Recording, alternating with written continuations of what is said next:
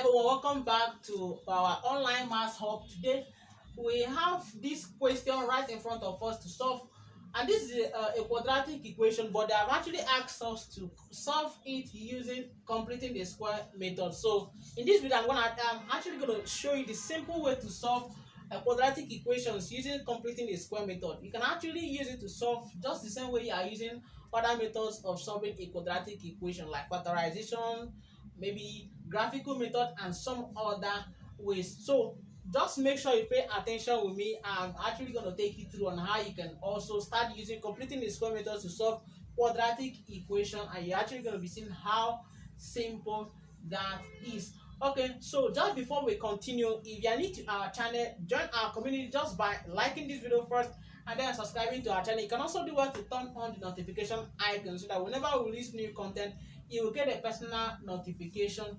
Okay, now having said that, we can now proceed what we have for today's. Like we've always done in our class, I'm only going to be solving A, and then you can use B to practice and see if you have understood how to solve. Okay, so but I'm going to be explaining everything as we proceed in the video. So moving on, let me just write my solution.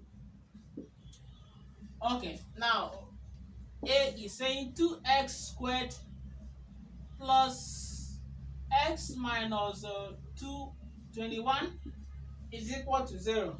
Now, if you want to use completing the square method to solve any quadratic equation, you want to start by looking at x squared. That is the first term here, and in this case, since we are having a coefficient of x which is not 1, if it is just 1, you can just go ahead with the step 2 of the method. But since it is not 1, we are going to divide through by the coefficient of x squared. So if we do that, we are going to be having something like this: x squared plus x raised to the power 2 minus 21 raised to the power 2, and it is equal to 0. So you can now see that the coefficient of our x squared is just 1, and that is just how we want it to be. So the next thing we want to do, we can actually take this one to the other side. So we have x squared plus x raised to the power 2 is equal to so if this comes here, we have 21 over 2.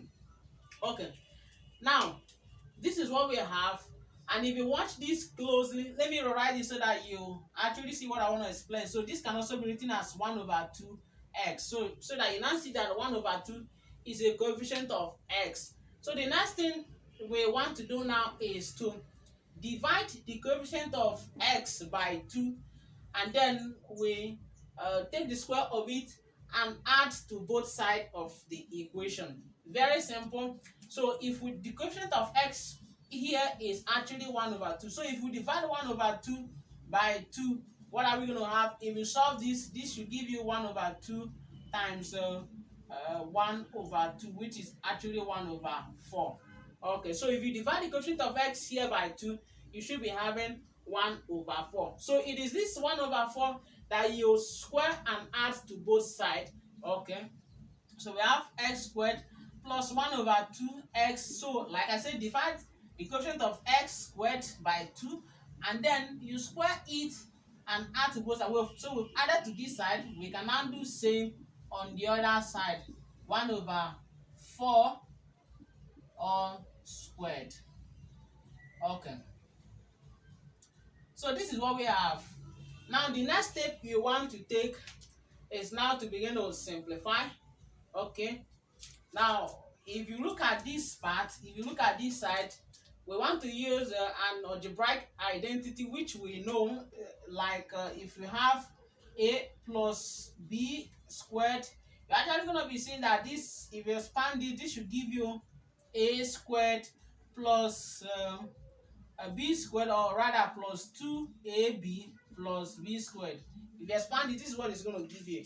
And if you look at this thing right here, it is actually looking like this. It is looking like this, where this is our a, okay, and then our our b is also this one. Okay, so that is what we have. And then if you multiply 2 times this times this, it should be able to give you this one right here. Okay, now this is our a, x is our a, times b is our 1/4, and then times 2. So 2 times this, 2 will divide this to give you 2, so we now have 1/2x. So guys, you can see it actually works. So, and because this is also in this form, we are going to rewrite this whole thing to be like a plus b all raised to the power 2. So I'm going to clean these things and then we will write it in that form. So we want to write this out as x plus b is 1/4 squared. And then guys, you need to understand this. If you are confused, you can actually go back and watch it again and see if you and ensure that you understand that step very well. That is actually the key to solving with this method I am using right here.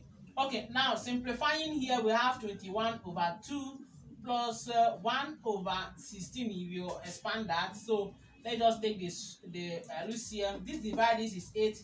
8 times 21 should give you 1, should actually give us 168.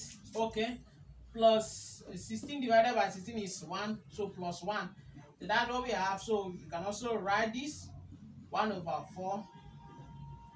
Okay, so which now gives us that x plus 1/4 squared is equal to 168 plus 1 is actually going to give us 169 divided by 16. So this is what we have, and at this point we want to take the square root of both sides. If we do that, we're going to be having square root of x plus 1/4 squared is equal to the square root of 169 divided by 116. Okay, these two will cancel the square root, so we are left with x plus 1/4 is equal to square root of this is 13/4. So, and of course you know it is plus or minus 13/4. Okay, so what do we do again? We take this one to the other side, so our x is now equal to minus 1/4 plus or minus 13/4, and then this is now going to be our final answer. But you can also decide to go further right there. Okay, so moving further, you have minus 1/4 plus 13/4, or minus 1/4 minus 13/4, and in this case here will give us 12 divided by this is actually 3. So this one will give us 3, and then or the other one should give us minus 7/2. So this is your final answer for x.